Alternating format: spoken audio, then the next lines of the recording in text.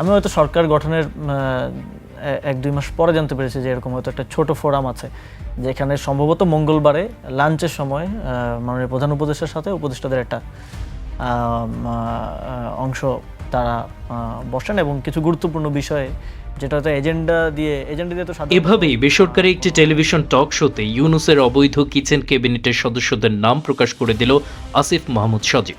যদিও খুব সূক্ষ্মভাবে নাহিদ মাহফুজও নিজের নামটি বাদ রেখেছে এই তালিকায়। তবে ভিন্ন কথা বলেছিল সাবেক অবৈধ আইন উপদেষ্টা আসিফ নজরুল।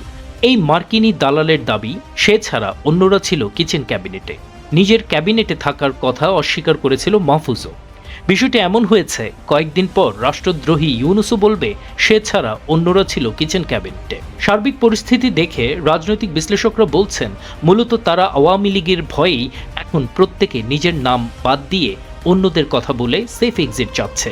যদিও শেখ হাসিনা সেফ এক্সিট দিলেও আওয়ামী লীগের তৃণমূলের নেতাকর্মীদের কাছ থেকে মুক্তি পাবে না বাংলাদেশ ধ্বংসকারী এই লালবদররা, বলছে নিরাপত্তা বিশ্লেষকরা। আমার জানা মতো তখন আমি যাদের নাম শুনেছিলাম সেখানে অর্থ উপদেষ্টা ছিলেন, পরিকল্পনা উপদেষ্টা ছিলেন ওয়াহিদ স্যার, আমাদের খুব শ্রদ্ধেয়, এবং সেখানে পানি সম্পদ উপদেষ্টা ছিলেন, জ্বালানি উপদেষ্টা ছিলেন, সেখানে আরেকজন গণপূর্ত উপদেষ্টা ছিলেন, সেখানে আইন উপদেষ্টা ছিলেন।